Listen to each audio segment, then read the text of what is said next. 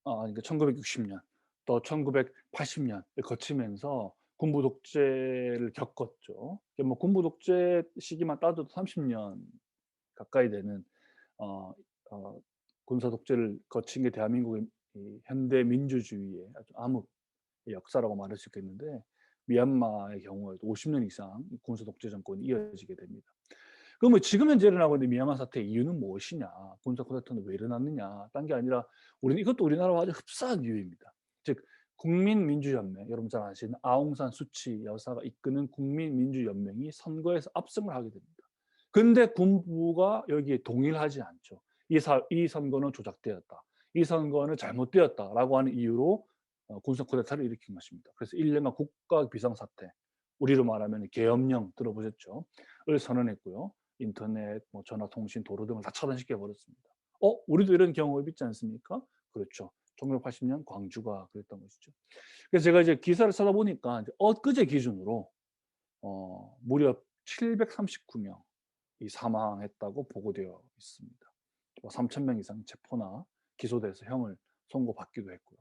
사실 이 숫자는 이 21세기를 살아가고 있는 지금 현재 우리나라에서 여러분 뭐 이런 유사한 일이 벌어져서 700명이 아니지 70명이 사망했다 칩시다. 그럼 어마어마한 숫자의 사람들이 희생당한 것이거든요. 지금 현재 그런 일이 미얀마에서 벌어지고 있다는 것이죠. 그래서 사람들이 이제 군부 독재 쿠데타에 저항해서 지난 이제 2월 22일 그래서 이 해서 항쟁이라고 이름을 붙여서 저항을 하고 있습니다. 근데 제가 말씀드렸죠. 이 미얀마에서 일어난 이 항쟁, 군사 쿠데타에 대항하는 사람들의 민주 항쟁을 한국과 이렇게 비교하는 기사들이 많이 뜨고 있다는 겁니다. 그래서 우리도 한국처럼 또 그러니까 1961년 서울을 사람들이 공률하면서 한국의 민주화를 향해서 나아갔던 역사를 우리도 이루자라고 하고 있는 겁니다. 근데 제가 이제 보니까요. 저만 하더라도 이제 물론 여러분과 뭐 조금의 나이 차이가 세대 차이가 있겠죠 당연히. 딴 게 아니라 그 세대 차이가 어디서 드러나냐? 그 역사 공부에서 좀 드러나는 것 같아요. 저만 하더라도 어릴 때 여러분 아는 뭐 6월 민주항쟁 같은 경우는 제가 태어난 이후에 제가 뭐 갓난아기일 때 이제 겪었던 그런 일이기도 할 테고, 저도 어린 시절의 그런 경험에 대한 기억이 거의 없는데 최루탄 냄새 이런 게 맡았던 이제 경험이 막 나거든요. 아주 갓난아기였음에도 불구하고 몇 안 되는 기억 중에 하나가 이제 그런 기억들인데 그러다 보니까 여러분이 이 역사에 대해서 조금 거리감을 많이 느끼는 것 같더라고요. 근데 제가 오늘 그 거리감을 조금 좁혀 볼 수 있으면 좋겠다 싶습니다. 왜냐하면 이게 절대 먼 과거의 역사가 아니기 때문에 고조선 단군 할아버지 시대 때 이런 일이 아니고 여러분 눈앞에 있는 또 여러분 부모님들이 다 겪었던 그런 역사라는 겁니다. 1960년 여러분 잘 아시는 대한민국 이제 3.1 운동 이후로 대한민국 100년의 민주주의 역사를 정리할 때 가장 핵심적인 이 민주화 운동의 역사적인 사건이 딱 3가지입니다. 3가지. 이 3가지만 기억해도 됩니다. 그 첫 번째가 이제 4.19 민주혁명 혹은 학생운동이라고 부르는 것이죠. 왜 아니나 다를까 그 해에 3월 15일 부정선거, 당시 이제 이승만 정권인 자유당이 개표 조작을 하고 하는 말도 부족합니다. 이 부정선거를 이루기 위해서 온갖 짓을 자행합니다. 선거하는데 사람들이 투표장 앞에서 지켜보기도 하고요. 또 뭐 상대 후보를 뭐 살해하기도 했죠. 그리고 투표함을 막 불태워 버리기도 합니다. 거기에 저항을 했던 학생들, 그래서 이제 4.19 민주혁명이라고 부르기도 하고 학생운동이라고 부르기도 하죠. 그래서 그 당시 이제 미승만이 결국은 하야하게 되고 정권에 내려오게 되고 특히 뭐 따지고 보면 대한민국을 뭐 버렸다고 표현할까요? 이게 하와이로 떠나게 됩니다. 당시 이제 미군정의 이제 권유이기도 했다고 하죠. 근데 문제는 그래서 이제 대한민국에 드디어 민주화를 이루나라고 했는데 아니나 다를까 그 다음 이듬해인 61년 5월 16일에 군사 쿠데타. 여러분 쿠데타라고 되어 있지 않습니까? 근데 이제 우리나라는 뭐 쿠테타라고 이제 흔히 이게 음력을 하기도 하는데 정확한 발음은 쿠데타입니다. 그러니까 쿠는 뒤집는 거예요. 전복시키는 거. 프랑스어로 에따는 이제 국가거든요. 그러니까 국가를 뒤집는 거예요. 군사적인 힘으로. 사실은 이 민주주의 사회에서는 그런 일이 가능하지 않죠. 또 가능해서도 안 되고. 그래서 그 군사 쿠데타가 쭉 이어져 옵니다. 아니나 다를까 박정희 정권도 이승만 정권도 그랬으면 박정희 정권도 마찬가지 본인의 그 권력을 이 권세를 영원히 갖고 가고자 헌법을 막 개정하기 시도하죠. 네. 그런 과정에서 말하자면 국민들을 탄압하게 되고 진압하게 되는 겁니다. 그래서 이제 11.6 사태가 있게 되고 대한민국에도 드디어 또 민주화 물결이 일어나기 시작했습니다만 아니나 다를까 또 다른 군사 반란이 일어나게 됩니다. 여러분 뭐 잘 아시는 그 전두환 군사 쿠데타가 박정희 군사 쿠데타에 이어서 정확히 20년 간격을 두고 또다시 일어나게 됩니다. 그러니 한국에서는 이제 1980년을 흔히 서울의 봄이라고 불렀거든요. 그러니까 서울에도 드디어 이제 한국에도 드디어 이제 민주화의 씨앗이 뿌리 내리는구나라고 말하기가 무섭게 또다시 군사 쿠데타가 일어났고 거기에 저항한 민주화 운동 4.19가 있었죠. 그다음에 5.18 광주 민주화 운동이 있습니다. 여러분 택시 운전사라는 영화 보셨을 겁니다. 안 보실 분들은 오늘 이제 주말이기도 하니까 한번 보시면 그 당시에 전두환 정권이 광주에서 자행했던 일들이 지금 현재 미얀마에서 일어나는 일과 거의 흡사합니다. 아주 비슷한 형태의 말하자면 민간을 대상으로 하는 막 공수부대까지 투입한 그런 학살이 자행되는 것이죠. 그 다음에 이제 있는 일이 이제 87년 6월 민주항쟁. 이제 지금 우리가 겪고 있는 이 투표, 소위 말하는 대통령 직선제라고 하는 것이 87년 6월 민주항쟁으로 쟁취된 것입니다. 그러니 87년이라고 하면 사실 35년 정도밖에 안 돼. 36년? 그죠? 그러니 결코 오래된 일이 아니라는 겁니다. 지금 우리가 갖고 있는 이 민주주의라고 하는 것이 이 굴곡진 역사를 통해서 온 역사가 손가락으로 셀 수 있을 정도의 역사라는 겁니다. 그러면 대한민국 민주주의는 지난 40년 가까이 해방 이후로 따지고 보면 뭐 60년 가까이 60년 동안 우리는 뭘 겪어왔냐, 어떤 위협에 봉착해 왔느냐를 정리해 보면 이 네 가지 정도가 될 겁니다. 여기도 뭐뭐주의, 또 이즘으로 끝이 나죠. 딴 게 아니라 1번 군사주의. 여러분 방금 보셨죠. 대한민국 이 땅에는 물론 지금도 마찬가지입니다만 그 병력이 존재하고 있습니다. 남자들의 경우에는 병역의 의무를 지어야만 하는 것이죠. 물론 대한민국은 분단된 국가이기 때문에 특수한 전 세계 어느 나라와 다도 다른 특수한 역사적인 또 현 상황에 처해 있습니다. 그렇기 때문에 군사주의가 민주주의를 많이 위협해 왔다는 겁니다. 여러분 우리는 이 무장한 사람들이 아니잖아요. 근데 이 민간인을 향해서 총구를 겨누는 군부가 지금 현재 미얀마에 존재하고 있는 것이니 이게 얼마나 위험하고 무서운 상황입니까? 그죠? 대한민국 현대 민주주의도 그랬다는 것이고요.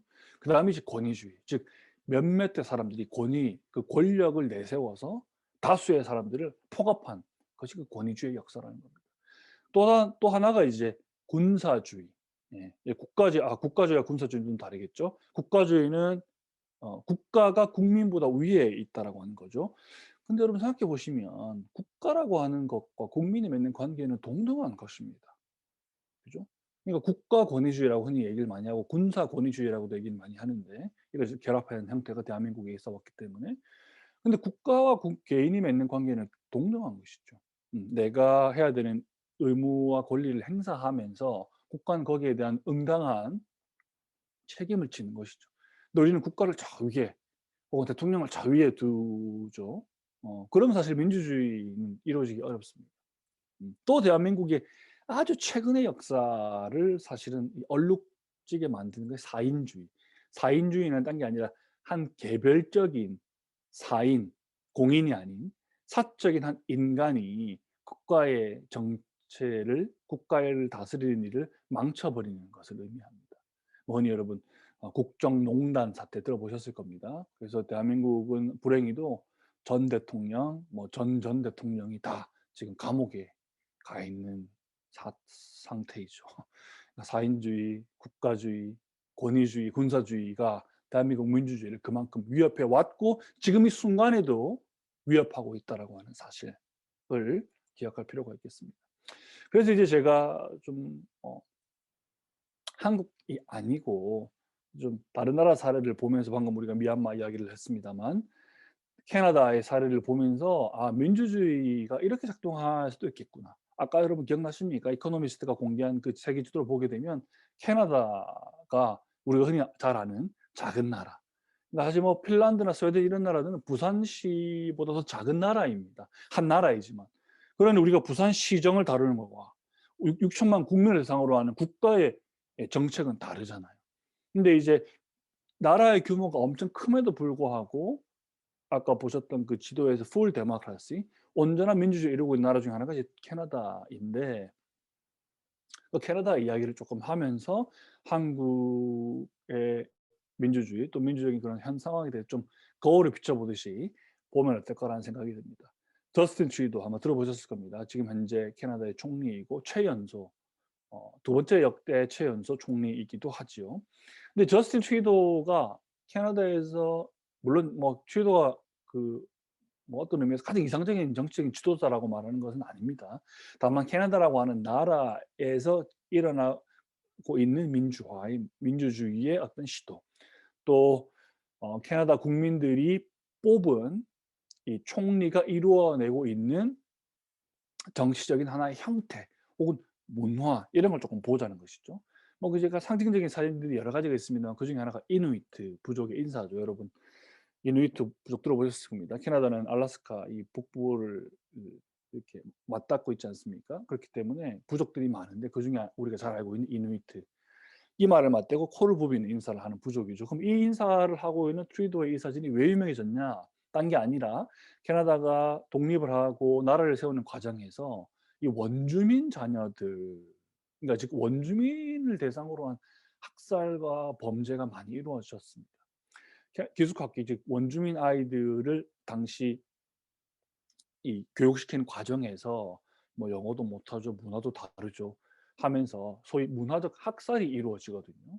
그래서 뭐 많게는 6천 명 이상의 아이들이 죽거나 혹은 실종됐다고 합니다. 근데 여기에 대해서 캐나다 정부가 역대 캐나다 정부가 단 한 번도 사과를 하지 않았다 그래요. 근데 트루도 정권이 처음 들어서 사과를 하고 이들과의 관계를 개선하겠다라고 선언을 합니다. 사실 대한민국도 이와 비슷한 일이 있었습니다. 여러분 잘 아시는 뭐 이승만 아까 제가 서두에 언급했었던 이승만 정권 당시에 흔히 우리가 지금 말하는 요즘은 많이 퇴색되었습니다만 그 빨갱이라고 하는 거 있죠.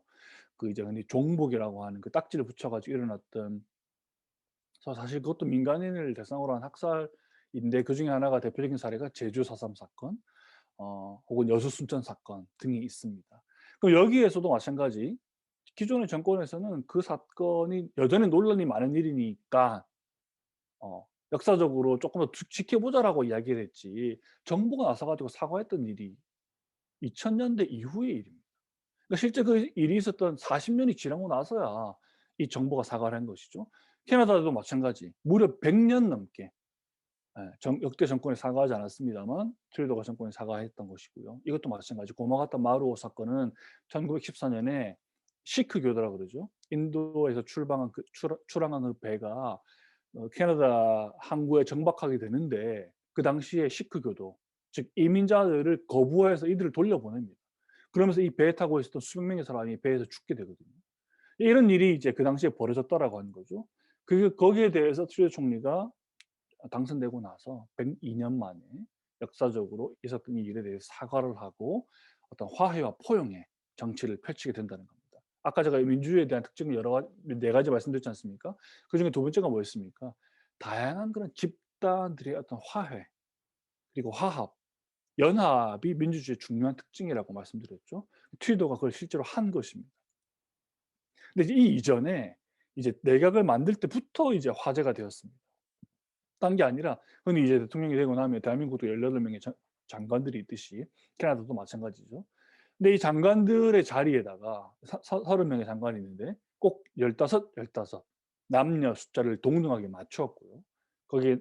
거기에 나아가서 장애인, 난민, 개, 원주민 등을 주요 요직에 앉혔습니다. 그래서 이제 기자가 물어봅니다. 이 총리 이제 당선 기자회견에서. "아니 왜 이렇게 꼭 숫자를 맞춰야 됐냐. 그리고 이 당신이 구성한 내각이 캐나다의 국민들을 대표한다라고 말하는데 어떤 의미에서 그러하냐?" 왜 그랬냐라고 이제 물어봤을 때 트루도가 이제 유명한 이제 기자회견이죠. 지금은 2015년이니까 당연한 거 아닙니까? 라고 반문을 해서 화제가 되기도 했죠. 그러면서 이어서 한 말이 그겁니다. 나는 그저 국민들이 뽑아주신 그 다양한 대표들을 각 자리에 앉혔을 뿐이다. 이거는 너무 당연한 국민들이 다양하고 국민들이 다양한 바램, 의사, 염원, 희망 등이 반영된 정부 내각의 구성일 뿐이지 그 하나 특별할 것은 없다라고 이야기를 했던 겁니다. 그 면면히 비교해 보면 사실 이게 굉장히 도드라집니다. 한국은 뭐 여러분 잘 아시는 뭐 고시라 그러죠. 요즘은 이 고시들도 물론 이제 없어지고 있습니다마는 여전히 있죠. 고시 출신 혹은 뭐 교수 출신 혹은 뭐 국회의원 출신 등이 다 요직을 차지하는 게 당연하게 여겨져 오고 있죠. 지금까지도. 근데 여기 보시면 이제 무슬림, 시크교, 게이, 원주민직 소수자들도 포함되어 있고요. 장애인들도 포함되어 있습니다. 그래서 여기 보시면 법무부 장관은 카카 카와쿠라고 하는 부족 출신이라고 합니다. 저도 이 부족에 대해서는 잘 알지 못하지만 이 부족 출신의 여성들이 1,000명 이상 살해되거나 실종된 사건이 있었다 그래요. 그래서 그 부족 출신의 이제 법률 법무부 장관을 임명한 것이죠. 또 여기 보시면 뭐 여성부 장관, 또 여기 보면 문화체육부 장관은 대한민국 경우에는 무슨 홍익대 시각 디자인과 교수 출신의 장관을 당시에 임명했습니다만 캐나다의 경우에는 태어날 때부터 시각 장애인이었고 또 패럴림픽에도 출전한 적이 있는 사람을 체육장애인부 장관이 임명한 것입니다. 저만 하더라도 비장애인으로 평생을 살아왔기 때문에 장애인이 겪는 고통에 대해서 사실은 잘 알지 못합니다. 그런 저에게 만약에 이 장애인을 위한 정책을 펼치라고 한다면 절대 잘할 수가 없겠죠. 잘할 자신도 없고요. 근데 이 뭐 칼 트러프라고 하는 장관은 누구보다도 장애인 혹은 체육부 장관으로서 역할을 잘 수행할 수 있을 거라고 저는 당연히 생각을 합니다. 그러니까 그런 사람들이 이런 자리에 가는 것은 당연한 것이겠죠. 또 사회기반시설부 장관에는 전직 버스 운전기사 출신의 장관이 임명되기도 했고요. 또 민주제도부 장관에는 11살 때 어머니와 함께 아프간 탈출해서 캐나다로 이주한 몬세프 무려 30살의 장관이 임명되기도 했습니다. 그러니 트루도의 이 내각이 말해주는 바, 물론 이 내각이 완벽하고 그 지금까지 모든 정책을 완벽하게 잘 수행했다라고 말하는 것이 아니라고 제가 말씀드렸죠. 다만 민주주의라고 하는 것 제가 처음에 말씀드린 것처럼 평범한 사람들, 그 people, 아무개가 이루어 나가는 그 제도입니다. 근데 우리는 그 아무개가 아닌 아주 뭐 현대판 그런 이제 음서제라고도 표현을 하죠. 그 귀족들이 이루어하고 있는 소위 과두정이라고 표현하는데요. 소수의 몇몇의 우두머리가 이끌어 나가는 그런 형태의 민주주의를 지금 현재 대한민국에서 벌어지고 있는 게 아니냐. 이제 그런 비판의 목소리가 있듯이 한번 생각해 볼 필요가 있는 겁니다. 학교에서, 뭐 가정에서, 혹은 내가 속한 동아리에서, 공동체에서 얼마나 우리가 민주적인 실천들을 하고 있느냐. 또 그것이 결국은 나의 그 권리를 얼마나 보장해 주고 있느냐 등에 대해서 물어봐야만 한다는 것이죠. 자, 그래서 이제 제가 오늘 앞서 말씀드린 민주주의 이야기를 이 단어로 좀 종합하고자 합니다. 결론을 내리자면 결국 민주주의를 표현하는 뭐 현대의 그 학자들의 논의가 정말 많은데 그중에 이 경합적 다원주의라고 하는 표현이 있습니다. 즉 성, 인종, 연령, 지역, 종교, 그러니까 우리가 지향하고자 하는 가치들은 엄청 다양하죠. 그런 의미에서 경쟁합니다. 경합한다라고 하는 것은 경쟁을 통해서 합의에 도달하고자 하는 그런 노력이 되죠. 아고니스틱이라고 하는 것은 아고는 고대 그리스 시대에 서로 이렇게 투사들이 이렇게 싸우는 장면을 아곤이라고 불렀거든요. 그리고 그 우리가 이야기를 그리스 시대에 나누었던 사람들이 모여서 의사결정을 위해서 이야기를 나눴던 것을 아고라라고 이야기를 하죠. 그래서 경합적 다원주의라고 함은 많은 가치들이 아주 활발하게 활기차게 대화를 하면서 경합을 하면서 다원적 즉 하나의 중심이 아닌 여러 가지 중심들을 두고 서로 한 발씩 한 발씩 나아가는 것을 의미합니다. 이제 그런 그림을 그려보면 되겠죠. 그래서 민주주의라고 하는 것을 표현하는 여러 단어들이 있는데 그중에 이 경합적 다원주의라고 하는 단어를 여러분 좀 오늘 기억하신다면 이 민주주의라고 하는 것이 결국은 다양한 사람들의 의사결정을 끊임없이 해 나가는 과정에서 이 경쟁하고 합의하고 또 싸워가고 투쟁하고 또다시 화해하고 연합하고 하는 과정을 통해서 발전하는 그런 공적인 영역이구나. 공적인 실천이구나라고 좀 생각해 주시면 좋겠습니다. 그래서 이제 민주주의는 결국 대화이고 토론이고 또 수용하는 것이고 합의하는 것입니다. 사실 이게 합의가 굉장히 어려운 일이죠. 또 합의에는 용서 같은 것도 포함이 되거든요. 절대 쉬운 일이 아닙니다. 하지만 그런 어려운 실천을 해 나가는 거. 그게 결국 이제 민주시민, 민주적인 그 공동체의 구성원으로서 해야 되는 의무 중에 하나겠죠. 그런 의미에서 이제 두잉 데모크라시에 나와 있는 이 기술들, 이 실천들은 이미 가장 민주적인 그 실천들을 저희가 이제 모아 놓은 게 될 겁니다. 또 여러분이 정성스를 통해서 하고 있는 것도 이 기술들을 발휘하는 게 되겠죠. 카스토리아디스, 코르넬리우스 카스토리아디스라고 하는 그리스의 한 철학자가 결국 민주주의는 끊임없이 자기 학습, 즉 공동체 구성원 우리입니다. 우리들이 정성세에 참여하고 또 정해진 주제에 대해서 토론을 하고 고민을 하고 하면서 스스로 학습해 나가고 발전하고 성숙하고 성장해 나가는 교육기관이다라고 표현했습니다. 즉 이 정성서라고 하는 이 교육기관은 여러분이 자발적으로 직접 만들어 나가는 가장 민주적이면서도 또 활기찬 어떤 토론의 장이기도 하다는 것이죠. 거기에 주인이 장본인이 바로 이제 여러분이 되는 것입니다. 그래서 인디고 서원에서도 이제 민주시민에 관련해서 또 책을 만들고 잡지를 만들고 또 뭐 워크북을 만들어서 여러분에게 보내드리기도 했을 겁니다. 그래서 이 하나하나의 기술들 선택하기, 말하자면 내 입장을 선택하는 겁니다. 나는 예를 들면 대한민국 대학 입시 제도에 대해서 보다 형평성 있고 보다 평등한 제도를 만드는 것은 어떤 것일까에 대해서 고민하고 내 입장을 선택하는 것이죠. 그래서 거기에 대해서 주장을 하고 사람들의 이야기를 귀 기울여 듣고 논쟁하고 하는 중재하고 이 모든 과정이 실은 매일매일 일어나는 어떤 그 삶의 현장이고 장면이기도 하거든요. 네. 즉 국제적으로 보게 되면 지금 미얀마에서 혹은 대한민국을 보더라도 지난 과거에서 혹은 지금 이 순간에도 일어나고 있는 것이고 또 공적인 대화 또 정치적인 상상력이라고 하는 것은 대한민국에도 예를 들면 4.7 재보궐 선거가 있었지 않습니까? 그러면 가장 큰 이제 서울과 부산이라고 하는 지방자치단체의 장이 바뀌었습니다.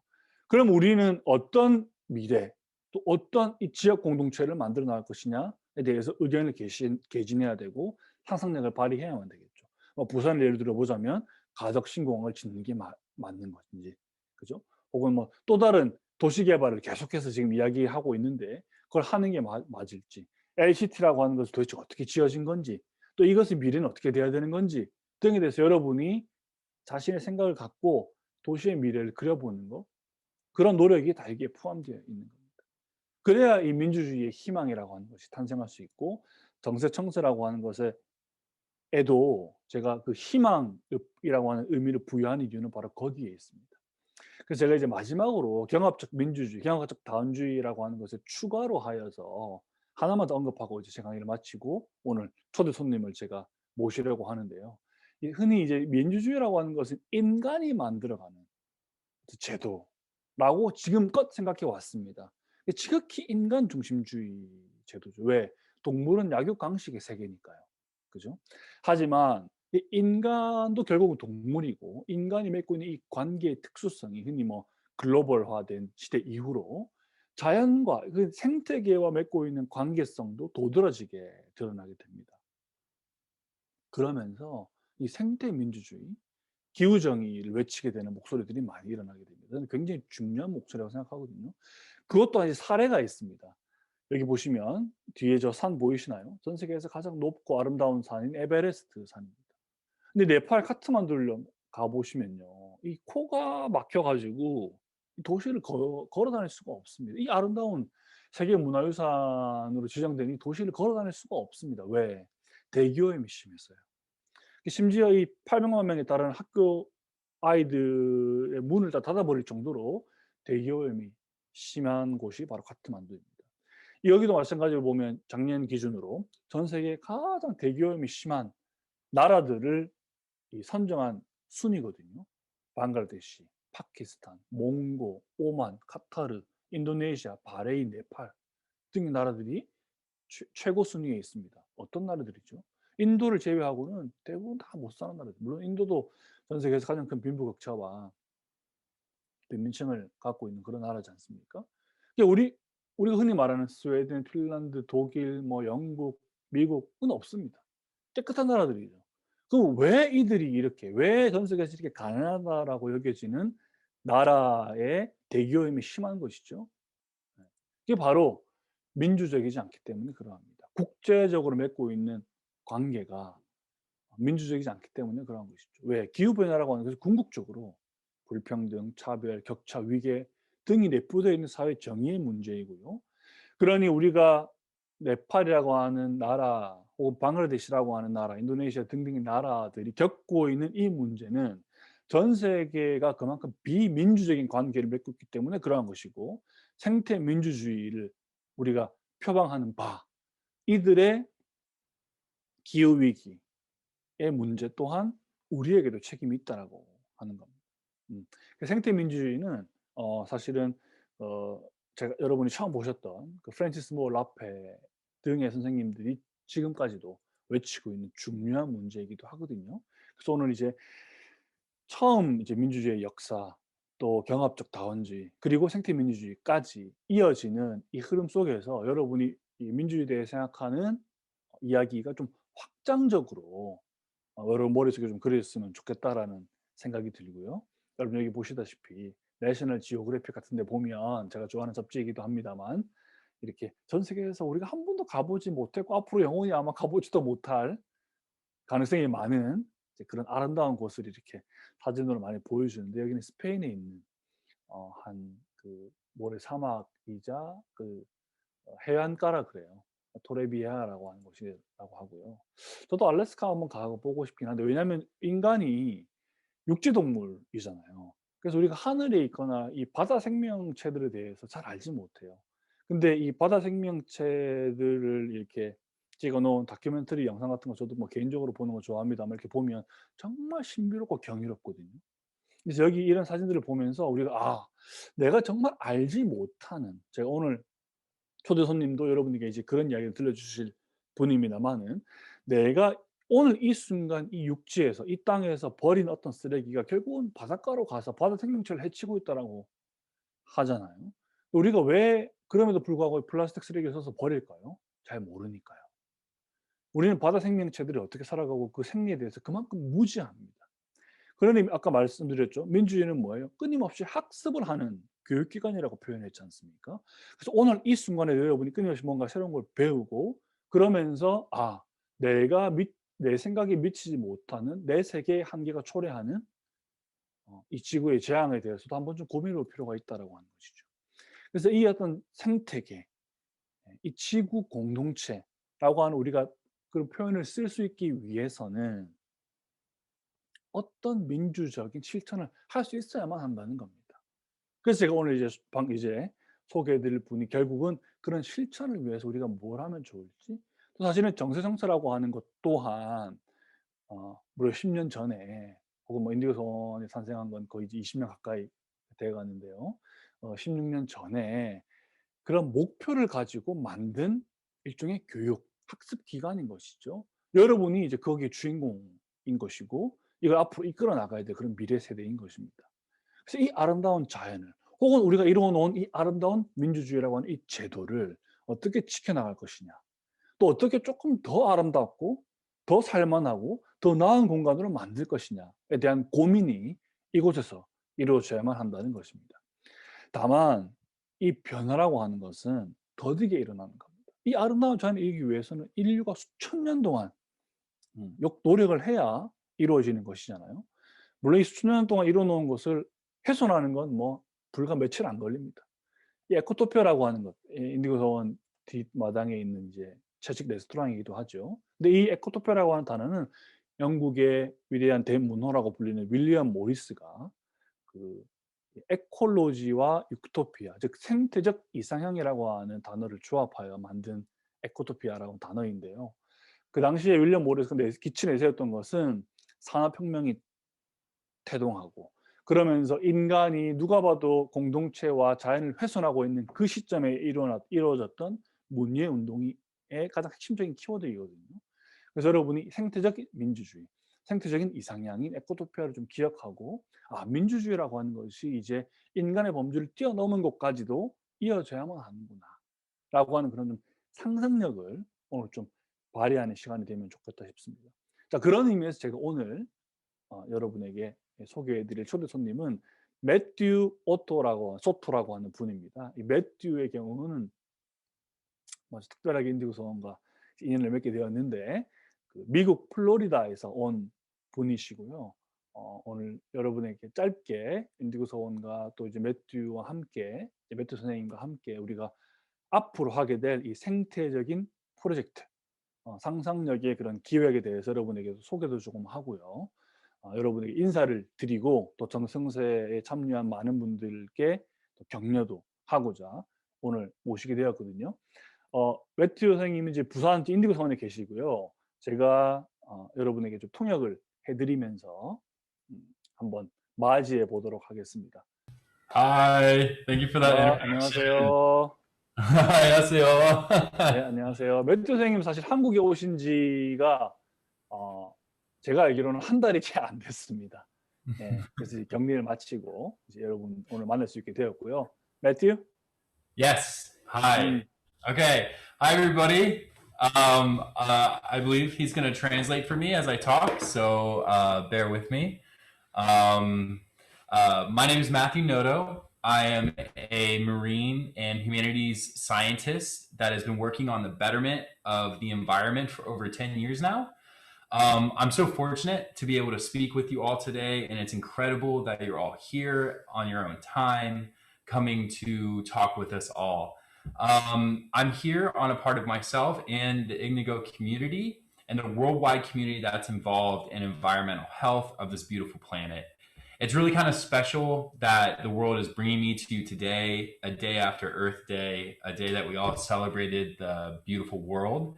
And I'm going to discuss something with you today that affects each and every one of us.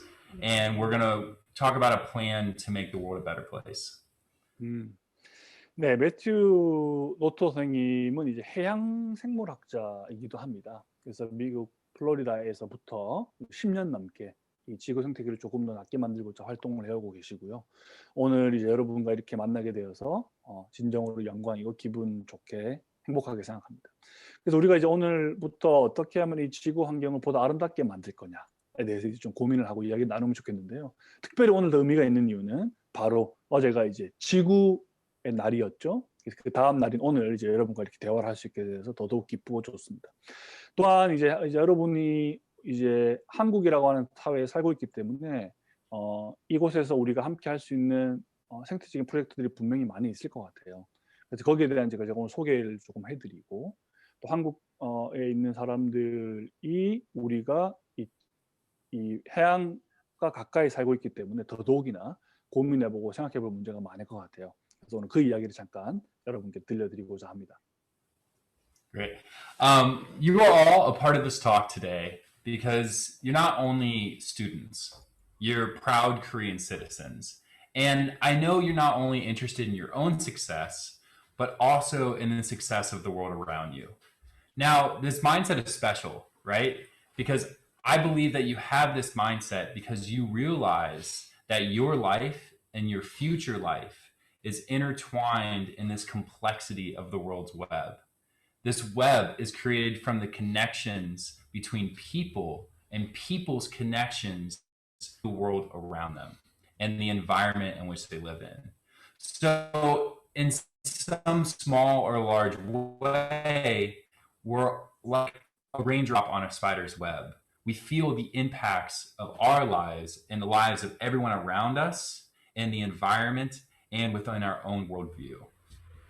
네, 여러분 이제 오늘 제가 말씀드릴 건, 여러분은 이 자랑스러운 대한민국 시민이고 또 학생이지 않습니까? 그래서 여러분이 이 나라와 또 나를 둘러싸고 있는 이 공동체의 어떤 그 번영과 또 안전과 미래를 위해서 우리가 함께 고민을 하고 관심을 가지고 있는 것은 당연한 것이겠죠. 그래서 여러분이 어떤 그런 마인드셋, 그러니까 어떤 마음가짐을 가지고 무언가에 임할 것입니다. 그때 이제 우리가 생각해야 되는 것 중에 하나가 이 전 세계가 얼마나 이 웹, 이 거미줄처럼 이렇게 같이 엉켜 있고 또 같이 연결되어 있느냐에 대해서 고민하는 것입니다. 그래서 우리가 서로 연결되어 있고 이것이 연결된다라고 하는 것이 여러분과 제가 동시에 또 이 지구와 함께 연결되어 있는 것이고, 그래서 이 거미줄에 조금에 떨어지는 그런 그 빗방울처럼 우리가 어떤 노력들을 통해서 끊임없이 거기에 나아가려고 하는 거, 이 복잡하고 다양한 이 연결망에 대해서 생각하기 시작하면 좋겠습니다. Yeah. So this complex connectedness that breathes and recites the outcomes of generations of leaders and important people and movements that people such as yourselves and that you've learned about earlier will take up. Unfortunately, these patterns and these trends that form within the web of our lives sometimes can be molded without the foresight or without the thought of what can happen in the future.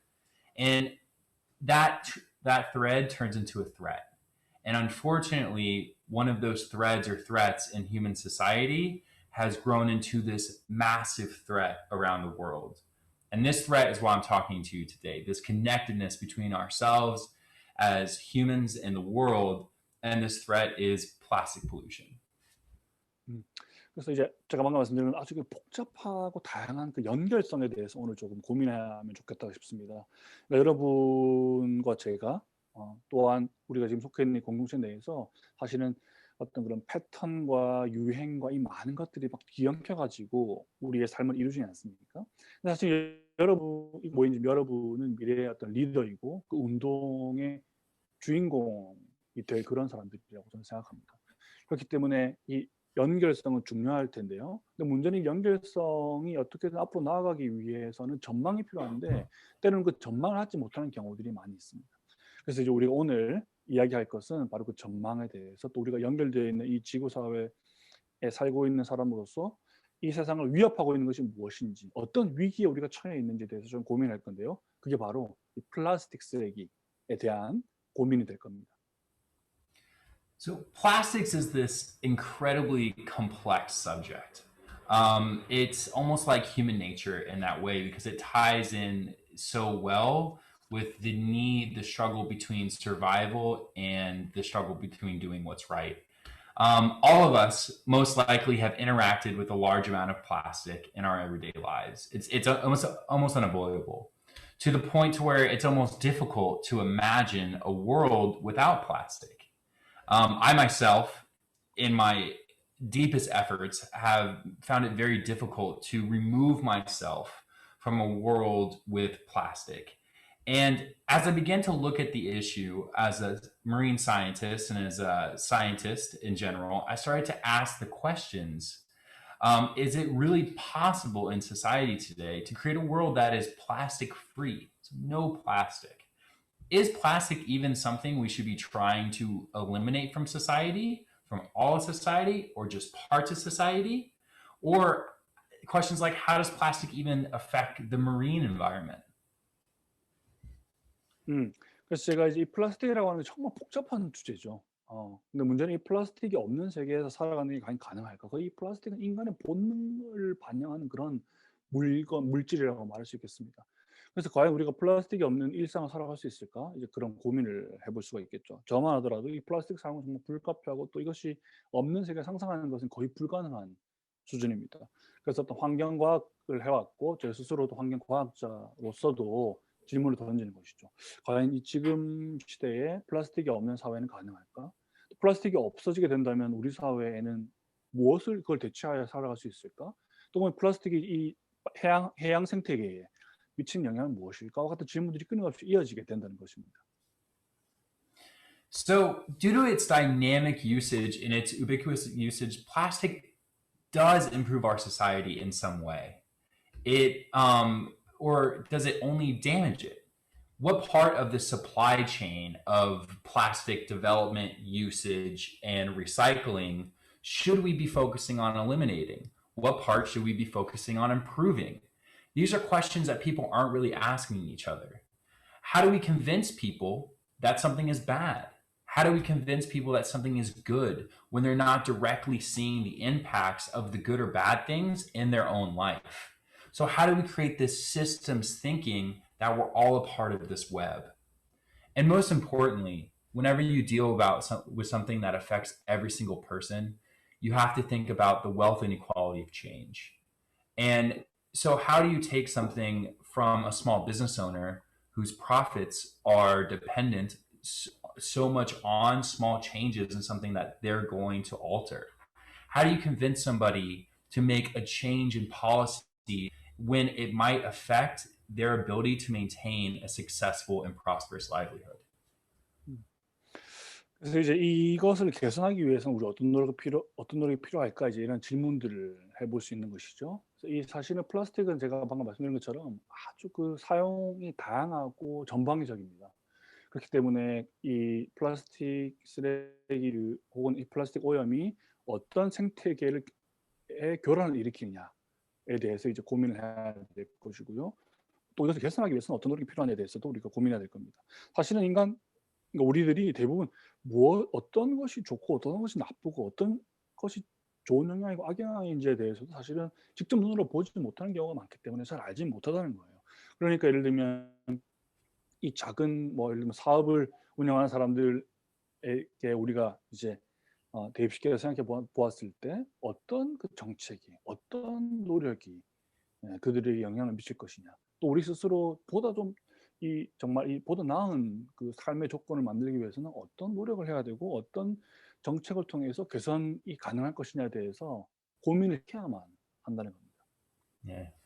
And it was actually this complexity of the issue that I feel is rarely found in a lot of parts of environmental struggles, this non-black and white manner of plastic pollution where most things live in this gray area that made me really, really interested in this subject. And I hope, as I'm going to explain after this, that you will want to spend your time with us in a new program that I'm going to explain that we're going to develop here.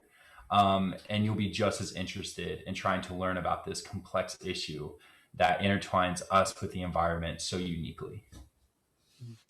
그래서 이 주제가 갖고 있는 어떤 그 복잡함과 다양성이 실제로 존재한다고 볼 수 있고요. 이 플라스틱이라고 하는 주제와 관련해서 플라스틱 쓰레기에 대해서. 그래서 제가 이제 오늘 여러분과 이 만남과 인사를 하고 난 이후로 인디고 서원과 또 정체청사에 참여하는 여러분과 같이 이 새로운 이 환경 프로젝트를 진행할 수 있으면 좋겠다고 생각이 듭니다. 그래서 어떤 그 흑백 논리나 단순한 사고방식을 좀 벗어나서 여러분이 여러분의 시간을 조금 이렇게 투자를 하고 함께 우리가 그 시간을 보내면서 어떤 새로운 기획이 어떻게 가능할지, 또 앞으로 여러분이 갖고 있는 그 지구 환경과 이 해양 생태계에 대한 그 의식과 또 가능하다면 그 해결책까지도 함께 고민하고 공부를 해보는 이제 그런 기획을 준비 중에 있습니다. 네. So starting in May, Ignigo and I will be working with groups of students to research and develop awareness to the issue of plastic pollution in Korea and internationally. The courses that we will design will not only be an introduction to plastic pollution as a whole, but also an introduction to how plastic pollution interacts with our society. The goal over the next year will be to develop courses for you that you, the students, will take to learn about the issue of plastic pollution, not just about learning it in the classroom, but applying the action out into the real world, taking what we're learning and then seeing how it interacts, because knowledge and action develop differently. And it's important to bridge those when interpreting our results in a classroom setting. 그래서 이제 5월 달부터 해가지고요, 인디고 서원과 이제 제가 같이 이 프로젝트를 진행하고 싶습니다. 그래서 이 대한민국에 있는 플라스틱 쓰레기를 우리가 함께 시작하긴 하겠습니다만, 그것을 넘어서 전 세계적으로, 국제적으로도 우리가 함께 고민을 해볼 겁니다. 그래서 과연 이 플라스틱이 한국 사회와 어떤 상호작용을 하고 있는지, 어떤 영향을 주고받고 있는지에 대해서 한번 고민해 보도록 하고요. 또 이것이 더 나아간다면 이 시도를 통해서 또 다음 해가 되고 그 다음 해가 지나면서 어떤 그 중요한 그 일종의 커리큘럼을 하나 만들 수 있게 되겠죠. 그래서 그 교육 과정을 청소년들이 직접 만들어 나가는 교육 과정을 만들 수 있을 것이고, 이 교실에서도 실제로 시험해 보고 또 그것을 넘어서서도 어떤 실천이 가능한지도 고민할 수 있을 겁니다. 그래서 이 지식과 행동이라고 하는 것은 함께 이렇게 연결되어 있는, 상호작용을 하면서 연결되어 있는 것이죠. 그래서 우리가 함께하는 이 노력이 이제 그런 결실을 만들어낼 수 있기를 바랍니다. So the students in these classes will be conducting plastic cleanups, surveys, community interviews, going to business owners and actually talking to them. That will all tie into this educational coursework that will prepare them or you to tackle this issue now and in the future. The coursework will explain important topics like circular economy, how the global plastic policy, the connections between humanities and science, the economic difficulties of change. And then we will represent our connections through projects that connect data with people, which is something that is lost at a level of science when so much of policy and so much of change is in the hands of everyday people. So we'll be doing art projects on plastic reduction. We'll be making pamphlets and flyers and ways to give our information out to the public. And our hope is to develop a deeper understanding of the issue that challenges students to look at this issue and all issues from all angles and all perspectives. 그래서 이제 우리가 이 기획을 통해서 여러분과 함께 하고 싶은 것은 이제 그 플라스틱 클린업, 그러니까 플라스틱 쓰레기에 대한 이해와 또 이것을 어떻게 하면 이 지구, 우리가 맺고 있는 이 지구 혹은 공동체와의 관계 속에서 그 상호작용의 선순환을 만들어낼 것인가에 대한 고민을 하려고 합니다. 그래서 이제 그러기 위해서는 우리가 뭐 조사도 할 수 있고요, 또 인터뷰를 할 수도 있고, 어떤 그 교육기관과 혹은 뭐 지역 경제인에게 와의 만남과 미팅을 통해서도 충분히 이 문제에 대한 접근을 시도해 볼 수가 있겠죠. 그래서 이제 순환 경제에 대해서 혹은 세계적인 그런 정책에 대해서 우리가 함께 접근해 보는 시간을 가지려고 합니다. 이것은 이제 인문학과 과학의 그런 논리를 접목시키는 거라고 말할 수 있겠어요. 그래서 우리가 수집하게 될 그런 데이터들, 또 그 데이터가 갖고 있는 그 과학성이 얼마나 또 정책에 반영될 수 있는지, 또 우리가 그것을 인문학적으로 사람들이 어떻게 설득할 수 있는 이야기로 이끌어 나갈 것인지를 함께 조직해서 팜플렛도 만들고 또 사람들에게 이야기를 들려줄 수 있는 시도들을 할 것이고, 뭐 학생들 또 여러분 또래 학생들로 하여금 이 문제에 대해서 보다 깊은 이해, 또 많은 각도에서 이 문제에 접근할 수 있는 기회를 제공하고자 합니다. And our hope, you might be thinking, so why are we doing this coursework? What's the outcome for afterwards? And our hope is after we introduce this topic and introduce how to properly approach it, we would want to start a club that will serve as the beginning of a movement for the social and economic and environmental cause within Korea. This club, after the coursework, will continue to pick up Korea's plastic, but also will work to change the issue within the centers of Korean society. So they will be the start of the bloom of the blossom of change. We will meet with local businesses, local politicians, leaders, and develop real plans to make realistic change. And hopefully this will develop into a national and maybe even international coalition of young people who are working together to solve this global issue. 그래서 이걸 왜 하냐? 이러한 프로젝트가 그 이후에 어떻게 흘러갈 것이냐에 대한 질문을 할 수 있을 것 같은데요. 결국은 이제 궁극적으로 목표하는 바가 있다면 이제 흔히 말하는 이제 클럽, 그러니까 동아리든 어떤 집단의 형태로 운동이 이어져 나가기를 바라는 것입니다. 그래서 이제 사회 환경 변화를 위한 운동이 될 수 있겠죠. 그래서 그 운동의 주인공이 여러분이 되는 것이고, 플라스틱이라고 하는 궁극적으로 한국 사회 또 국제사회와 혹은 뭐 지구 전체가 맺고 있는 그 관계에 대해서 고민을 하고 어떤 그 변화를 시도하는, 그 변화를 꽃피우는 그런 계기가 될 수 있기를 바라고요. 실제로 그 변화를 이끌어낼 수 있는 실천을 여러분과 지금 제가 시작하고자 하는 것입니다. So you might be thinking like, why am I sitting here talking to you? Like why am I here with a group of students And why am I coming to young people? And I'm coming to you because, and you've probably heard this cliche over and over again, but young people are the future of the world. And it's important to develop an understanding in waste reduction that involves all perspectives of society. And you are the ones that are going to carry that into the future. Youth, such as yourselves, you have time and you have power and you have the energy to carry a global mindset change worldwide. And that is something special that is held within the generation of every young person and youth organization. And I believe that through this course and this club, we will be able to help you make the real impacts in Korea that will not only improve your futures, but that web that you live in. Because we're all dancing on the tendrils of each other's actions. All our actions affect everyone in this room and everyone in this country and in the world. So it's important that we start here with you. 네, 그래서 여러분이 이제 내가 이걸 왜 해야 될까 이런 생각을 고민하는 게 무슨 의미가 있을까 이제 등에 대해서 왜 우리에게 이런 프로젝트를 함께 제안하는 것일까 등에 대해 이제 질문을 볼 수 있을 것 같은데요. 저는 뭐 좀 식상하게 들릴지 모르겠습니다만 여러분이 청소년 여러분이 이 세계의 미래다라고 생각을 합니다.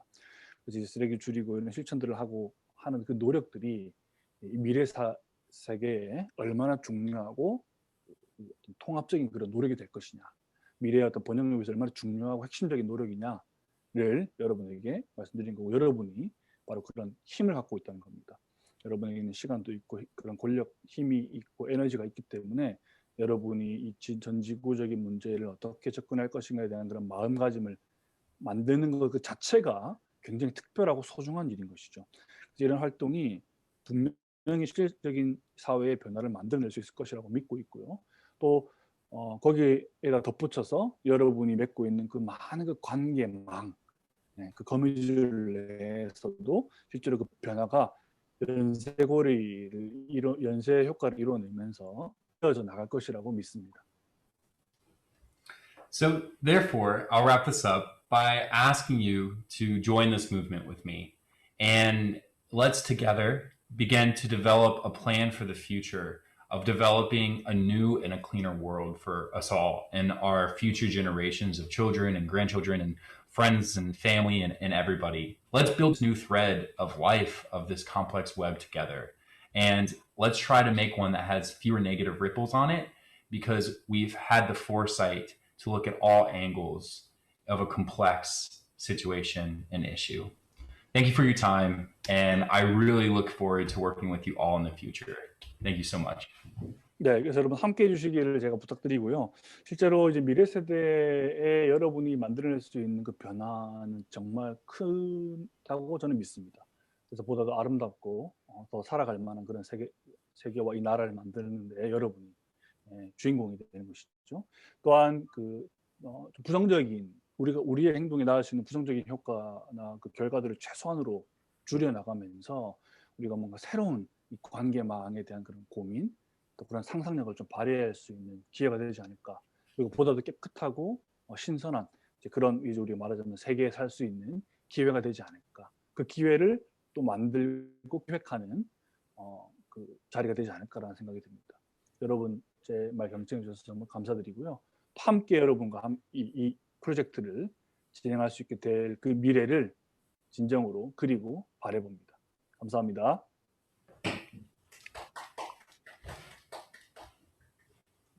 네, 여러분 잘 들었죠?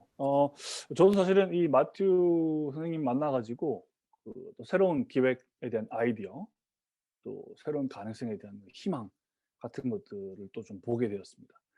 그래서 여러분과 함께 이 일을 앞으로 할 수 있게 되길 바라고요. 우리 뭐 다린님, 시올님, 헬로 인사해 주셨는데 또 아마 분명히 대면해서 만날 수 있는 기회가 있을 것 같아요.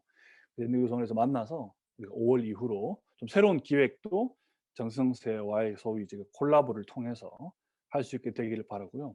오늘도 여러분이 함께 배우고 또 토론했던 이야기들을 바탕으로 조금 더 그런 심화된 이야기들을 이어나갈 수 있기를 바랍니다. 네, 여기서 마치겠습니다. 고맙습니다. 단생님. 너무 멋진 프로젝트 이야기를 들으면서 아마 여러분들의 마음속에 분명히 희망이 벅차올랐을 것이라고 생각합니다. 오늘은 사실 4월 24일이라서 많은 청소년들이 참여하지는 못했어요. 그래서 저는 좀 안타까운데요. 여러분들이 각자가 조금 더 추천하고 싶은 또 청소년들, 그리고 함께하고 싶은 청소년들께 꼭 좀 추천해 주시길 바랍니다. 5월 달에는 같이 할 수 있기를 바랍니다. 5월 29일이고요. 다음번 12달 강의는요. 지금 바로 신청하실 수도 있어요. 그래서 인디고성 홈페이지에 들어가시면 여러분들이 바로 보실 수 있기 때문에 거기서 바로 신청해 주시고, 친구들한테도 꼭 같이 들으면 좋겠다라고 하는 얘기도 함께 해주시면 좋겠습니다.